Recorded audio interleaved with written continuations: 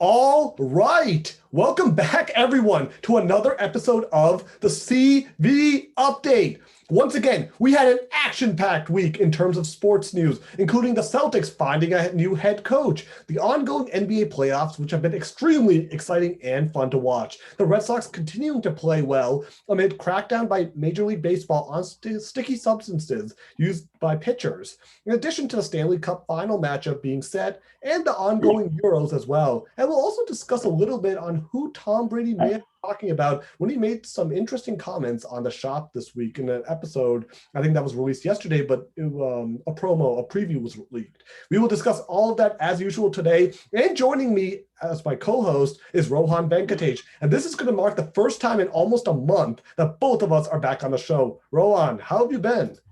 Well, it's good to see you back, first of all. I know it feels like a while, but I can't complain right now. We're in the midst of summer, and who would have thought that we'd be seeing hockey in July? Well, it's going to happen this time. And basketball in July, right? So basketball in July. I mean, last time we saw hockey in August. So it looks like ever since things kind of flipped around last year, we're kind of in for an irregularity this season as well. But that doesn't take away from the matchups themselves, and they look pretty interesting to me. So I'm looking. Yep. And we'll talk about hockey in a bit, but let's start off with the Boston Celtics, the team that made probably the biggest news in terms of local sports news here this week, because they have a new head coach. They hired Ime Udoka, who's assistant for the Brooklyn Nets this past season, to be their new head coach. Just a little bit of overview on Ime Udoka. He's 43 years old, and just a fun fact, he's actually 6 days younger than Tom Brady. He's born August 9th, 1977. So just interesting tidbit. Just want to throw that out there. He came into the league as an undrafted free agent in 2000, and he was in the NBA until 2011 as a player, played for the Los Angeles Lakers, and then he also was in New York, Portland, San Antonio, Sacramento, and then he finished his career with the Spurs in 2011. Then he was actually an assistant coach with the Spurs from 2012 through 2019, so he was on that 2014 Spurs team that won the NBA Finals. Then he spent the 2019 to 20 season with the 76ers, and then he spent last season with the Brooklyn Nets. And I think one thing I just wanted to I thought was pretty interesting is that both Jason Tatum and Jaylen Brown, who of course are the two Celtics All-Stars on this team, they endorsed Udoka, and he was also on the coaching staff of the 2019 U.S. basketball team, which Tatum and Brown were both a part of.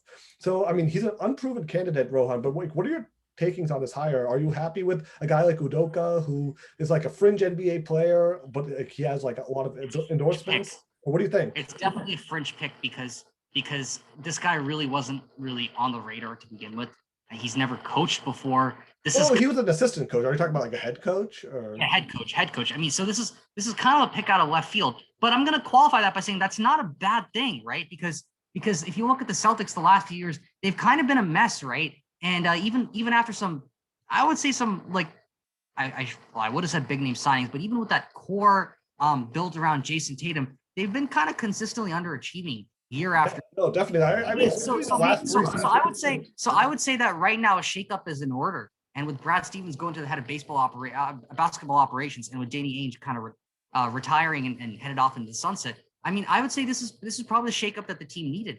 And for someone like Ime Udoka, I mean, he has recent playing experience. I mean, he played for the Nigerian national team back in the day. I mean, not too far back in the day, but he does have experience on the coaching staff of Team USA. So he has kind of built rapport with the Celtics, including with Jason Tatum. So fresh faces. I mean, it is a gamble. I will definitely say that. But with the Celtics, where they are right now, they kind of needed to do something interesting, and I think this is just what that is. Yeah, I agree. I think I mean, we heard some other names like Chauncey Billups. He's a more obviously he was a Finals MVP. I honestly thought it was going to be Jason Kidd, but that didn't end up coming. I'm not really big on Jason Kidd. I mean, he's been a coach twice in this league, and I mean, he was with the Brooklyn Nets in 2013 to 14. That team with Paul Pierce, Kevin Garnett, which of course they famously built to try to beat the Miami Heat, who at the time had LeBron James, Dwayne Wade, Chris Bosh, and they ended up losing to that team in 5 games. And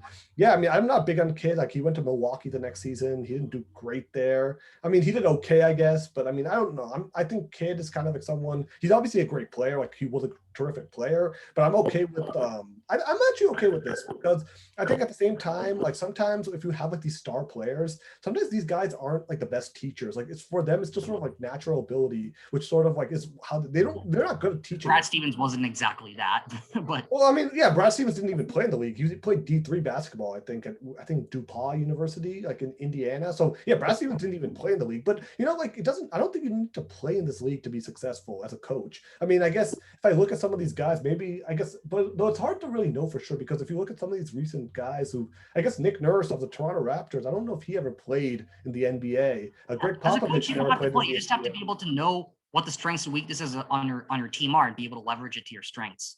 Yeah, I mean, so that's the thing. Like, I think the biggest thing, in my opinion, is that Jason Tatum and Jaylen Brown have both endorsed this because they are the stars. And we know in the NBA, the stars control everything. The coach isn't as impactful in the NBA as, say, in the NFL or even like baseball, per se. The coach doesn't really matter that much in the NBA. Like, I mean, look at like last year, Frank Vogel with the Los Angeles Lakers. I mean, does anyone look at him as like some all-time great coach? Or do they look at the fact that the Lakers had LeBron James and Anthony Davis, and that's why they won the championship? I mean, same with like a lot of these guys, right? So, I mean, so I think at the same time, the coach isn't as important, but I think the Celtics need someone who can kind of tap into Jason Tatum and Jaylen Brown and kind of unlock their true potential. Because I agree with you.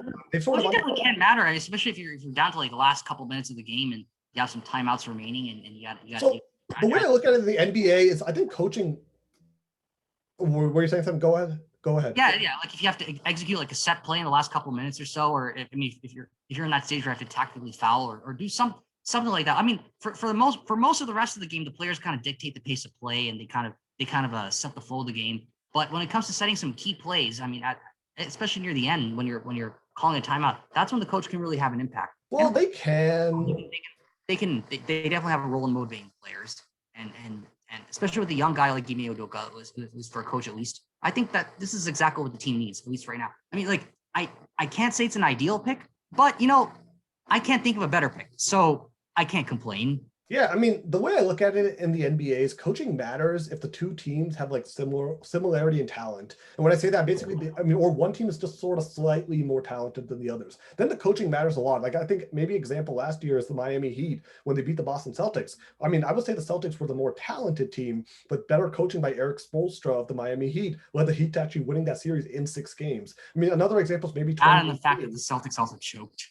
Yeah, I mean that too, but I mean that's kind of a testament to good coaching, right? Like taking advantage of the other team making mistakes. Like that's sort of the testament to good coaching, forcing the other team to make or look like they're choking. So I think that could be something you can attribute to. Obviously, the Celtics did very badly underachieve. I still think so, and I think under Brad Stevens, like I mean, it's hard to really look at this tenure in the end, like these 8 seasons. Like obviously at the start, he inherited a team that was not very good, and they got better. But with Jason Tatum and Jaylen Brown, they didn't even make an NBA Finals once. And I'll go and pass for 2018 because Tatum was a rookie, Brown was a second-year player, and they were up against LeBron James, and so I give him a pass for 2018, but I cannot give him a pass for 2019 when they completely underachieved and lost to Milwaukee in 5 games. And then, of course, last season and even this season was a massive disappointment. I know, like obviously with Jaylen Brown being out, like that might be an excuse, but let's be real. Even if Jaylen Brown was healthy, they're not beating that Brooklyn Nets team. So I consider this season to be a massive failure. And 2018 and 19, they probably would have lost in 6, or they got lucky stretch it to 7. I don't think so. I mean, look, at the end of the day, like the one game they won, like they weren't built to win. Like they weren't built to face adversity. Anytime they face adversity, they pretty much crumbled. Like obviously in game 3, that is true. They came back from a 19-4. Early on, they were down, but I don't know. It's just they weren't a good team. And like I think Brad Stevens is the type of guy who's great for like a rebuilding team to motivate that. But once he inherits like star players, I don't think those guys really respected him. And I think that's what happened. Like, I mean, ultimately, I mean, if he was really the guy for I don't think he like leaves his job if he really felt that he had the locker room. I think he lost the locker room. And that's one of the reasons he decided to step down as the coach. And instead, I guess now he's the president of basketball operations. Yeah, he's not the coach anymore, but I mean, for Brad Stevens, it's promotion. So I guess I guess I mean, like I don't entirely blame Brad Stevens for the underperformance of the team. And so I guess what happened with Brad Stevens was appropriate. I mean, like he's not. I mean, Danny Ainge deserves a lot of blame too. Like letting Gordon Hayward go for nothing, literally nothing, when you had to deal with Indiana to get Miles Turner and Doug McDermott. I mean, I think Danny Ainge deserves a lot of blame, and I think that also the fact that the Celtics pretty much like they really couldn't do anything with their draft picks. It just pretty much all got crapped away. Well, And it's just in the NBA, it's a little different, maybe right? this is a rebuild, but not. It's not exactly a rebuild because they were on the cusp of just like being Also, mediocre. you have a top player in Jason Tatum. I mean, he's legitimately like, now you can kind of say like he's like become a superstar. 50 points against Brooklyn in Game 3. I mean, he went up against Kevin. Let's just be real here. He went up against Kevin Durant, Kyrie Irving, and James Harden. Put up 50 and they won. Milwaukee was able to beat that team, but they had to. I mean, they faced just Kevin Durant in that Game 5 again in that second round, and Kevin Durant basically beat them. Obviously, James Harden was playing, but he was a decoy for that game. He was still very much impacted from his Achilles injury. So Jason Tatum on his own was able to take down all three of them for one game. Obviously, they ended up losing the series, but Milwaukee against just Kevin Durant really struggled. They did end up winning that series, so I give them credit for that. But they struggled badly to just beat Kevin Durant, really, in the end. And I guess James Harden did kind of play a role in Game 6 and 7, a little more of a role, but I mean, they were able to win that game. So I think Jason Tatum is the real deal. And Jaylen Brown is a very, very good, I mean, he's an all-star this season, and he's a very good number 2 player besides Jason Tatum. So now they need another guy because Kemba Walker wasn't that guy, and he battled injuries, and now he's in Oklahoma City. So they need a third guy to really pair with Tatum and Brown and have their next big three. Obviously, before we had Paul Pierce, Kevin Garnett, and Ray Allen, and that was good enough to win one championship. So now we need that third guy for the Celtics to really take that step. So I don't know. I mean, Wild to build though, because right now it's currently not there, especially. It's just one player. You just need to get one more player, right? So I don't think it's going to take that long, right? I mean, one player shouldn't be that bad. Ask me, at least a few years. Maybe. I mean, we'll see. But that's clearly got to be what Brad Stevens needs to be focusing on now, getting that third guy who he thinks is a great fit besides Tatum and Brown. And I hope he can get it, because one thing I'll say about Brad Stevens, and I think I like this move of him being the president of basketball operations, is, as a coach sometimes, like you can you don't really have a say per se in like how the roster is built. Like that's the GM's job, right? So I mean, there might be players you really love and you think would be a great fit for your team, but as a coach, you only have so much say, right? If you're not, he's the president, he knows Tatum and Brown really well. That's one thing. The roster he knows now them really well, so he knows the type of guy that would play well besides Tatum and Brown, because who better to know that than the guy who actually worked with these guys for 3-4 seasons, or I think in Brown's seasons 5 seasons. So the last 4 seasons he knows these guys better than really anyone else would know. So I think I trust Brad Stevens to make that decision on who that guy is, and I hope he can at least obtain that guy. I don't know which player he's going to be targeting, but that's sort of what I'm hoping for, like Brad Stevens does. And I like the first move he did for trading Kemba Walker, because it shows me the aggressiveness already. Like, I mean, Danny Ainge, we know, would have been very hesitant to give up that 16th overall pick, but Brad Stevens wasn't hesitant at all to trade that pick in addition to Walker. And I think they ended up getting a pretty decent Horford and Moses Brown. So I like the trade overall, and I like what Brad Stevens has done so far. He's shown aggressiveness, and that's what the Celtics need after a lackluster season. So that's anyways our take. Moving forward, though, it's going to be interesting to see whether the Celtics are going to be able to build a roster by amassing draft picks and drafting some young guys, or just going big in the free agency market. I mean, I think you have to go big in free agency. I mean, they have to try to lure some star to Boston, and they've been able to do it in recent years. Like Al Horford, Gordon Hayward, Kemba Walker. Those are 3 all-stars who they were able to get to Boston since 2016. So I think they're able to do it. It's just going to come down to who they're able to lure. And look, right now you have Tatum and Brown. For a pending free agent, that's a pretty attractive option to be able to play with these 2 all-stars. So I am hopeful that they'll have the building blocks to be a successful team. They just need to unlock Tatum and Brown to get to that next level, because that's what we're looking for at this point. Tatum's entering year 5. And I mean, just to put into context, like Michael Jordan, LeBron James, they didn't win a championship until year 7. So maybe there is a little bit of room, because Tatum, like for the best player on the team, and I don't want to compare Tatum to Michael Jordan or LeBron James, because I mean, LeBron James at age 22, his 4th season was in the NBA Finals, and Tatum's going to be in year 5. So I don't want to compare him to 2 of the all-time greats, but I do think Tatum has a ceiling that could get there as among one of the best players in the league, because he can score at will. Like he could just score like just so easily. Like I'm so impressed by what he's able to do. So I don't know. So I really think this is what the next coach has to do. So anyways, that's our take on the Celtics. Obviously a very interesting hire, and we'll see how Ime Udoka does, and whether or not he is really the long-term answer for the Boston Celtics. But I just want to talk about the NBA playoffs overall. It's been very exciting overall. Like, I mean, like for once, like the Atlanta Hawks. Clippers. That's an interesting series. Like, I definitely didn't see the Suns getting there. Well, I mean, last season, this is the first time they've been in the playoffs since 2010 when they lost to the Lakers, and they got revenge on the Lakers this time because they were the ones who eliminated the Lakers and ended their quest for banner number 18. So we got to owe the Suns something for at least making sure that the Lakers and Celtics are still tied at 17 banners. But I mean, that series has been exciting. I mean, the Suns win the first two games, and game two was a thriller, 104-103. DeAndre Ayton had the game-winning dunk with less than like a second left. I think it was 0.7 seconds. He had an alley-oop thrown by Jay Crowder. The Clippers did win game three, 116-102, and game four is going on, I think, right now between the Clippers and the Suns. But I mean, I think the big story though, and I predicted this last week when I was talking with Ujan, the key is going to be Kawhi Leonard, and if he can come back healthy, or I mean, if he can even play, because he's out today again for the Clippers. And I mean, I think against Phoenix, which is a more of an offensive heavy team, you're going to need Kawhi to beat Phoenix. Like they were able to get by the last two games against Utah, but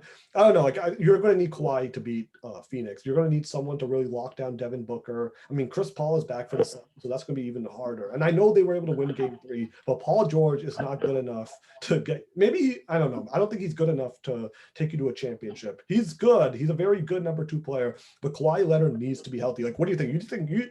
I still think the Clippers are going through, and I think they're going to play the Bucks, and I think the Bucks are going to win it all. That's interesting. I mean, Milwaukee's 1-1. Let's talk about that. I mean, obviously, I guess in the end they got some luck because Harden wasn't 100%. Kyrie Irving didn't even play after game four, and then they had to survive Kevin Durant's game seven, 48 points. 48 points, and he played 53 minutes. I mean, obviously the Hawks did win game one, 116-113. Trae Young, 48 points.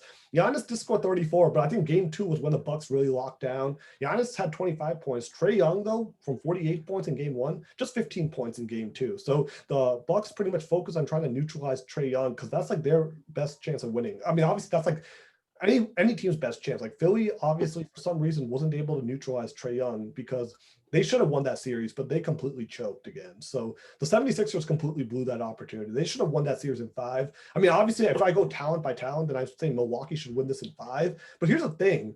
Like, I don't think the Bucks aren't good enough for me to just trust them to win the series. Like, they've pretty much shown that like their coaching, like Mike Budenholzer, I mean, I bet he's shown that he's like an average coach. Like he's kind of been exposed this playoffs, and obviously like he has the talent. The Bucks are the better team roster-wise, but I would also say the 76ers were the better team against Atlanta, and they completely blew that series. I mean, if you think about game one, they lose by 4. They blow double-digit leads in game 4 and 5, and then game 7, just another choke, like 103-96. Just 4 chokes. Like just embarrassing. Yeah, I mean, I would be extremely embarrassed by this. Like, it's just amazing. I don't know. Like, I mean, it's been cool. I mean, but I will say this: it is actually fun to watch because of the NBA. It's always been pretty much whoever like has the best players is winning the series. But that's clearly not happened because the Hawks are now in the Eastern Conference Finals, and the Bucks were able to survive Kevin Durant and the Nets to get there. So clearly, in this case, like this year has been more of an underdog feel, which is actually really fun to watch. And in the West, like Phoenix versus LA, the Clippers were actually the 4 seed, and they beat the 1 seed. They beat the 1-seeded Utah Jazz in 6 games. So I think that's what it's actually very exciting to watch this year because you actually really don't know who's going to be able to win it. Obviously, we think like it could be Clippers versus Bucks, but really, I don't trust Milwaukee for sure to get there. I do think I am picking them to win the series in the end, but I mean, it's no guarantee, and that's actually what's making this fun to watch, right? Because if there's no guarantee, you actually want to watch the NBA playoffs because you actually don't know ahead of time what's going to happen. And that's what makes this year different because I honestly thought that the main problem with the NBA is that the playoffs are way too predictable. Yeah, and this year it's different. I mean, and also like you're learning new players' names now, like Devin Booker of the Phoenix Suns, Trae Young of the Atlanta Hawks. These are guys who are really emerging into the national scene. Like Booker has been in the league since 2015, but now everyone knows about him because this is like the first time he's in the playoffs. And same with Trae Young. I mean, he was drafted in 2018, and now year 3, his Hawks are in the conference finals, and he is going to be a very, very great player for a very long time. So we'll see what happens going forward. But I mean, it's been an exciting playoffs overall. So I just want to quickly talk about that because the NBA playoffs for the first time in a while, I've actually enjoyed watching them, even with the Celtics' dismal performance overall. So, I mean, that's our take on the NBA. Obviously, a lot to talk about and a lot of exciting stuff that's been going on throughout the league. So now let's talk about the Red Sox because they're actually playing last I checked, they were playing the Yankees. They were up 3-0. Yeah, they're up 4-0 in the 7th. 4-0 now. Okay, that's great. But I just want to say, like, I mean, the offense continue to dominate the Yankees, and And that's definitely a positive aspect for the Red Sox, at least right now. They are still they fell behind the AL East.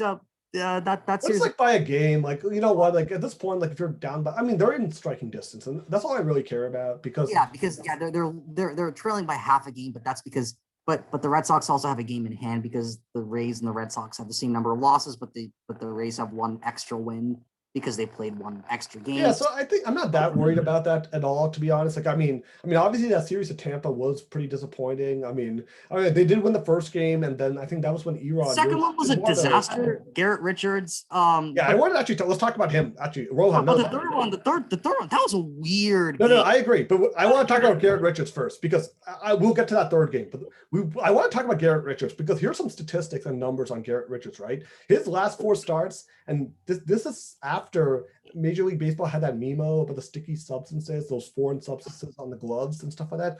Garrett Richards, since that memo, his last 4 starts, 16 innings in 4 starts. So basically he's averaging 4 innings a game. And his last start against Tampa, he didn't even make it past the second inning, I don't think.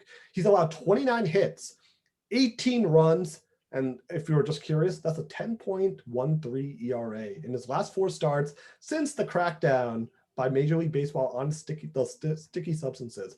So it makes you, I mean, and then he's pretty much in his post-game interviews, he's basically admitting like, look, I pretty much have used this stuff. That's why I was successful for my whole career. And now I have to readapt everything. So he's basically admitting that he's completely lost right now. And he is hurting the Red Sox because every 5th game, you pretty much know that he has no idea what he's trying to throw right now. I mean, is he basically admitting that his career is over then?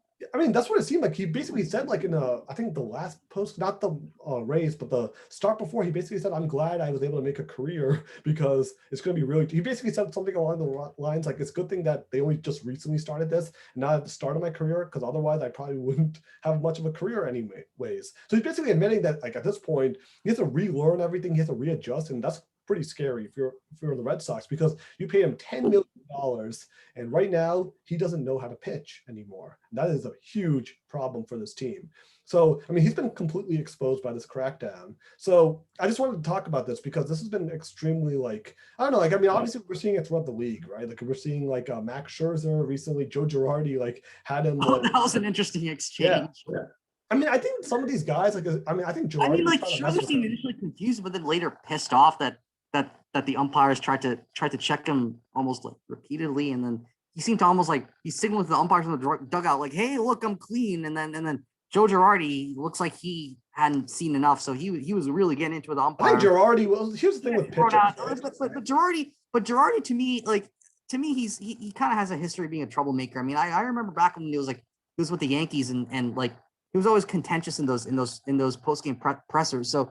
It doesn't really surprise me that Joe Girardi would want to do that because to me he's always kind of been a provocateur, but I think he's just kind of making the most out of the recent chaos that's been ensuing as a result of a rule change, and rule changes happen like across leagues, but because baseball is such a traditionalist sport, any tiny change in the rules creates uproar. Of course, maybe the pitchers don't think it's such a tiny change. I mean, just ask Garrett Richards. Yeah. But even then, at the very least, though, at least it's provided something interesting, entertaining to watch. Right now, you actually care to see, hey, who's going to be investigated today? Who's going to have to be investigated? The first guy to get inspected was Jacob deGrom. When he got inspected, could it also be a mental game where you try to throw them off their game by doing this? Because, like, I mean, a guy like Scherzer, he gets like very irritated, right? And like when you're in that mindset, all of a sudden, like it just sort of changes everything, right? So I think it could also be like a mental game played by Girardi to mess with Scherzer's head and basically say, hey, look, I mean, let's check again to annoy you because he knows it's pissing him off, right? So Girardi might also just try to like play a game to get him off his game too. Yeah, I mean, look, I mean, if they call for a check. And it does turn out that they do have a banned substance. Yeah, it makes sense to crack down on that. But if you're just like, if you're just like calling for those things willy-nilly, just as a form of gamesmanship, there's got to be some kind of consequence for that. Like, yeah, I mean, Girardi's explanation was like he saw Scherzer something like that. I mean, like especially for someone like Girardi, who's kind of, in my opinion, kind of up to doing these things. But Girardi also, if you think about it, like, he actually said like he's seen Scherzer over the years. This is what he said in his post game, and he saw that Scherzer was like touching his head an unusual amount of times like than he's seen before. So he was wondering with all the new rules. And here's the thing with Scherzer. But Scherzer's also tied to. Here's the thing with Scherzer. This is actually pretty important. So Bubba Harkins, and this is like part of the Sports Illustrated article that came out after the sticky substances. He's provided substances to a lot of these like big time names, such as Garrett Cole and Max Scherzer. He's provided substances to that. So Scherzer is someone who's already named in this report that's used these like type of substances before to improve his grip. So it's not like Scherzer's that innocent. Okay, look, all that might be true, but the thing is, they had already checked him. How many times are you going to check somebody? Well, you could. I mean, I don't know. I mean, I think they checked him 3 times, right? I mean, look.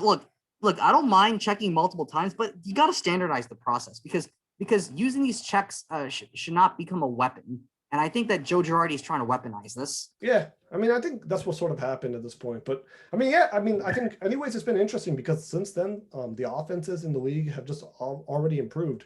But so that's like a case on that. Like obviously yesterday, I mean, and then we wanted to talk about Nick Pivetta a little bit, right? Like he had the no hitter and then they took him out. You know, I'm actually okay with that. I'm just gonna say that because it was already a 0-0 game and Josh Taylor is red hot right now. Especially, I mean, like Matt Barnes had decent numbers. I mean, like the Red Sox, they have the number 7 ERA, bullpen ERA, which is, I mean, not like great, but it's like it's pretty decent. I mean, granted, the Rays have a better bullpen ERA. I think they're like number 3 or something like that. And especially in his 0-0 game, I guess you give them the edge. But even in this, but I would argue that in the 9th inning, I mean, that loss wasn't even Matt Barnes' fault, right? Because Manuel Margot, like after he got on, he attempted to steal a second. The throw goes over. He advances to third, and then a wild pitch advances him from third base, and that's how the winning run gets scored.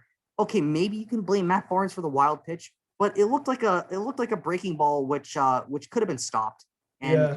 I mean, that was just an unfortunate loss. I mean, it wasn't a great series. I mean, you lose 2 straight and then you lose the first place lead. I know it's a really weird, not more than tough. I'm going to say like it's a really weird way to lose a game. Yeah, but you just hope it doesn't come back to like end up like haunting them come October because like right now you're like, I mean, it's going to be neck and neck between you and Tampa Bay. And I mean, losing a game like this, hopefully it doesn't end up, I mean, obviously you are still up on them in the season series 4-2. You swept them in the first week of the season. So I'm okay with that. But I mean, any single game, right? Because every single game counts the same amount as every single other game. Yeah, but it matters more in a very tight division. Is this the game that does them in? Is that the game that does them in? But you can't think about that right now in June. You just got to think about the rest of the season moving forward.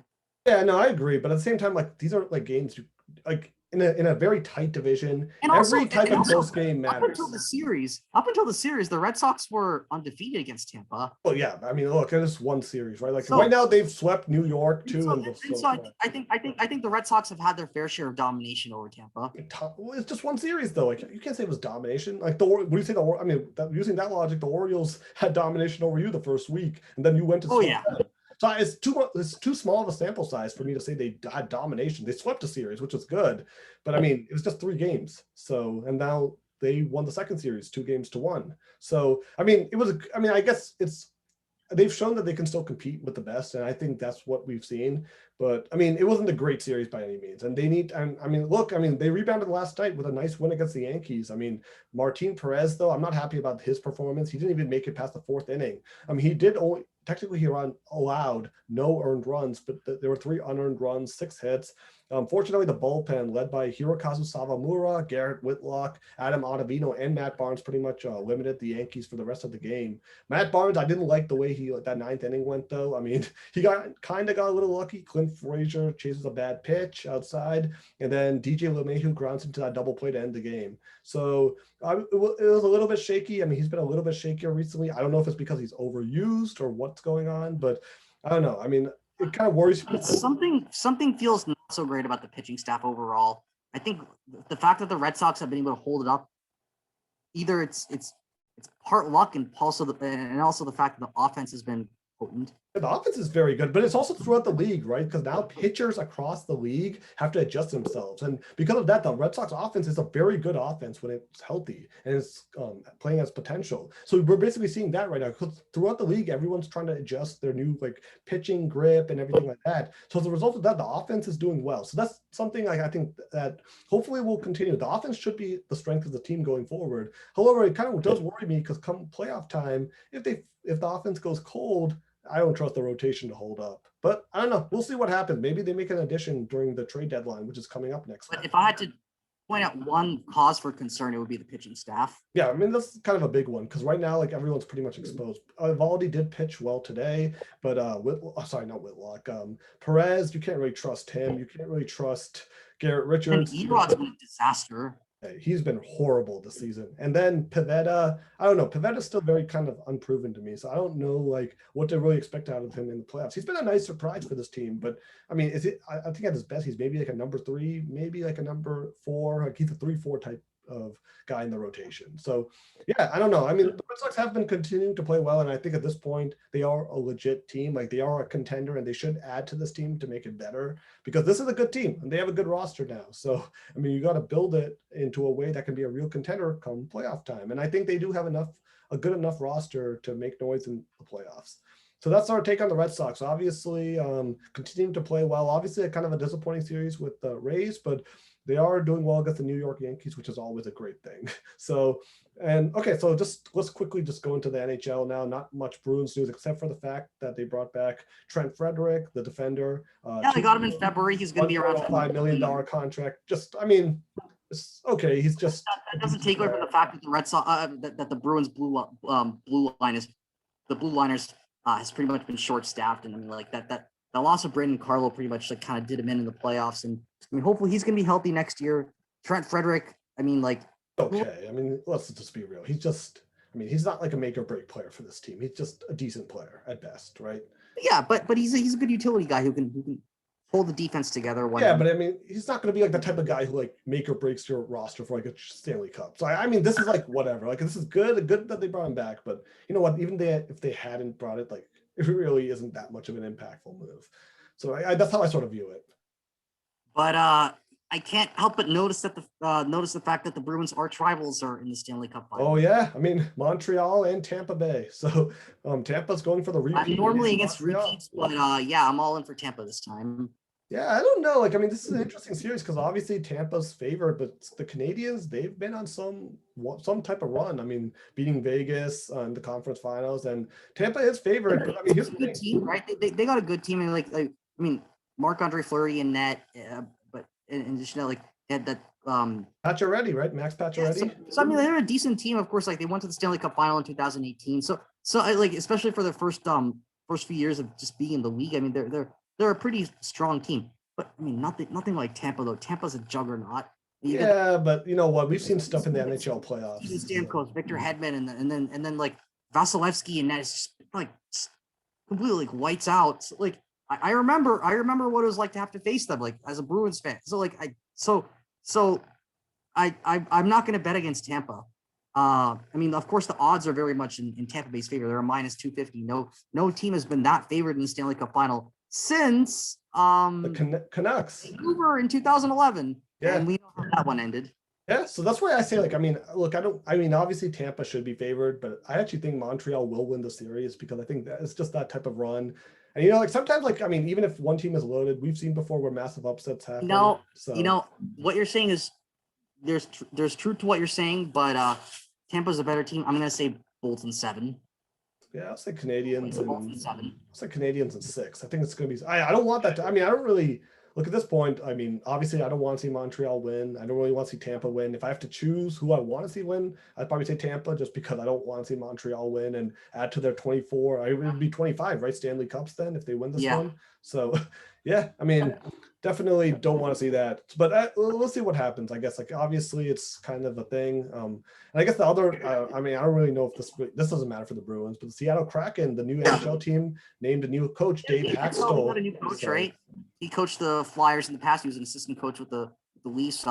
He worked for Mike Babcock when he was with the Leafs. So he's got plenty of coaching experience. He coached at University of North Dakota and a good chunk of players who worked with him. I really don't know much about like whether this will be a good move or not. So we'll see. I mean, you know, but it's always whenever you have an expansion franchise, that's always interesting, right? Especially after Vegas. Yeah. Vegas. Yeah. So and of course, it's always good to see this expansion franchise because now that'll move the NHL to an even 32 team. Yeah. Even with the realignment, you're gonna have 8 teams per conference, not this weird system where you have like 8 in some, 7 in others. And of course, this year everything was different because you had he had 3 divisions of 8 amongst the American teams, and then all the Canadian teams were crammed to that Yeah, I 7. mean, normally Tampa versus Montreal, both are actually in the Eastern Conference usually. So this would be So this kind of a weird matchup. Championship. Yeah. But actually, I mean, had the Bruins made it all the way, we could have gotten the Bruins Canadian Stanley Cup final, which hasn't happened like the original 6 era, I'm pretty sure. Yeah, I mean, I guess Detroit used to be in the East, right? And then they moved. Oh, no, they used to be in the West, right? And then they moved to the East. So the Red Wings used to be, I guess, of the original 6. No, they used to be in the West. I think the Red Wings are still Western, or they were the Western Conference before the realignment happened a few years ago. Yeah, okay. But anyways, yeah, that's our take on the NHL. Obviously, the Stanley Cup Finals coming up, and we'll see how that goes. And I guess just some quick Patriots news. Tom Brady, I guess former Patriots quarterback. He was on the shop recently, and he's had some very. I mean, we're not gonna. Basically, he said that. I mean, I'm just gonna. I guess in a nice. I'm just sort of, how do you say, like, paraphrase what he's gonna say. He was basically talking about his free agency last season, and he basically, when one team that reportedly was interested in him and then they kind of backed away, he basically said, I wonder why they're sticking with that guy. Paraphrased, of course. I'm not going to say what he exactly said. It's not friendly on the air, so I'm not going to say that, but he basically said, very interesting that they're sticking with that guy. And then, so, I mean, now there's a lot of discussion on who that player is, and the top 2 names have been Mitchell Trubisky, who's then the Bears quarterback, and Jimmy Garoppolo with the San Francisco 49ers. So I don't know, it's just interesting, right, that Brady, even after winning the Super Bowl, is still kind of frustrated, or at least kind of, I'm showing some animosity towards whichever team sort of neglected him and didn't pick him. And I can't blame him, because that team probably would have won the Super Bowl if Brady was there, because that's how great Brady is. So, I don't know, what are your thoughts on, I mean, I just want to sort of talk about it in this context, not as much about who he was talking about but I guess the person who won from that deal the most is probably Bruce Arians, so he has TB12 behind him now. No, but it's interesting, because Brady, assuming the team that Brady was talking about were the Niners. I mean, like, I guess in that situation, Kyle Shanahan had a lot to lose in that scenario. Yeah, I mean, but I'm more just interested in this context, right, about Brady, because this is the type of stuff you would never say when he was in New England. Like, I've seen, like, since he joined Tampa and is away from Bill Belichick now, he's like seems a lot more like kind of like carefree. Like, he doesn't really worry as much about, like, what, I mean, obviously he's still like diplomatic when he's talking, but he's like seems like more of a troll now than he was like when he was in New England. He'd always he would never like rub it in. Like, he, like, the way he's rubbed in, like, Aaron, like the win over the Packers in the NFC Championship game with Aaron Rodgers, like, kind of trolling him on the 4th down. Like, I have like going for kicking the field goal when he was with the Pats, because I mean, he he and Belichick hadn't been getting along for a few years, and now he's kind of free to be himself, right? And I mean, he won a Super Bowl, so he kind of validated that, like, kind of his new, like, attitude, right? Yeah, and Belichick's probably the guy who's lost the most out of that. Oh yeah, definitely. I mean, he has a big season. I mean, he has a big season coming up, because I mean, he has to answer what Brady just did last season, which was win a Super Bowl. Obviously, I mean, it's hard to say, because I mean, his roster definitely is going to be interesting. I mean, we still have the Mac Jones, Cam Newton. We can talk about that every week, but I don't think it's worthwhile, because at this point, there's no more. We'll have to see how that actually goes down when the season starts. I mean, like, it's going to be Cam Newton very likely, but hopefully we'll get to see some playing time for Mac Jones. I mean, that's what I'm hoping to. Maybe I think Newton starts, and I mean, I think the way I look at it is now, like, Mac Jones either is going to be your week 1 starter, or he comes in after week 4, which is when the Patriots play the Buccaneers. That's just not, like, very, very unlikely. No, but the reason I'm saying that is, like, he would come in. But if Belichick wants to do something interesting, he can always decide. He's not going to put in Mac Jones like week 4. That won't be his first start. Week 4 against Tampa, of course. I think he could start him after week 4, after the Buccaneers game, because I don't think he'd want to just make Mac Jones that'd be his first start. But if he was to start, if the only way Mac Jones starts against Brady is if he's starting week 1, that's how I sort of look at it. Otherwise, I think he's just going to wait until he thinks Mac Jones is ready to take over. So that's how I sort of look at it. But yeah, is that what you think too? Yeah, I mean, like, I initially, I think he's just going to let Cam Newton play. I mean, like, he's probably just going to bring in Mac Jones in some lopsided situations if they're winning by a lot or losing by a lot late in the game, and there's not. I think he wants to give Mac Jones playing time, because otherwise, why? He needs to. I mean, it's the first round pick, right? I mean, 15th overall. Yeah. But Cam Newton's going to serve as more of a mentor in a mentorship role. That's what I think that Belichick probably has planned out for the first few weeks. But in the alternate scenario where Cam Newton just ends up like falling off the cliff or just being a total disaster, they've got Mac Jones. So that option is there.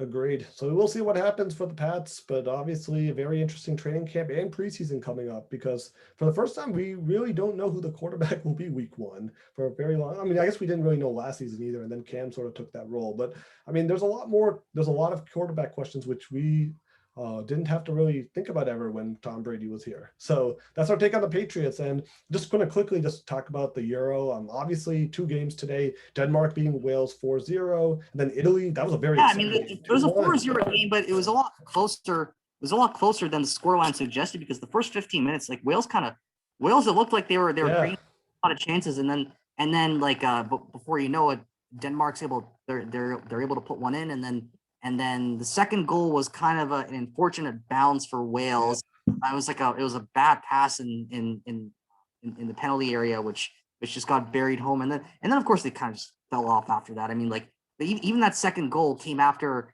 a controversial non-foul call, and this happened shortly after Wales got a controversial yellow card, and after that, I think they just kind of got so demoralized and they kind of just fell off a cliff. But the second game, that was a thriller. It went to extra time and then goals by Italy. Federico Chiesa. But all 3 goals ended up being scored in extra time.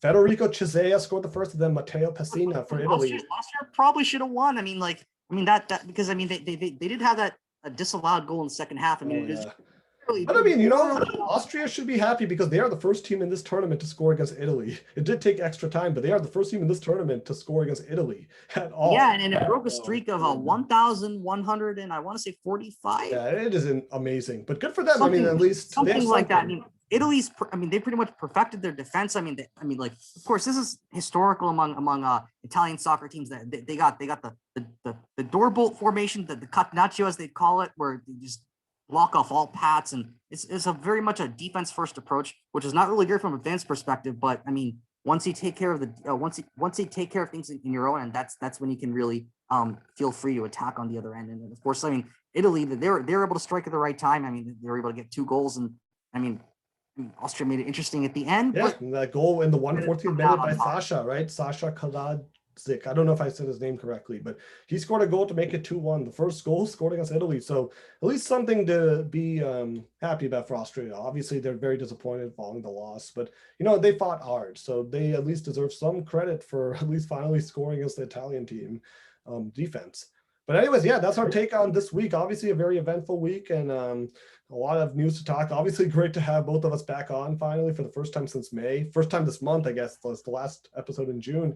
But yeah, we'll likely be back at some point next week. I mean, it is 4th of July weekend, so I don't know the entire lineup right now. Yeah. So yeah, we'll figure something out. Yeah, for next week, yeah, happy 4th of July to all of our American viewers, and for those of you north of the border, happy Canada Day coming up on July 1st. Absolutely. But anyways, that is going to be it for this week. We will be back some point next week. We'll figure it out based on everyone's schedules.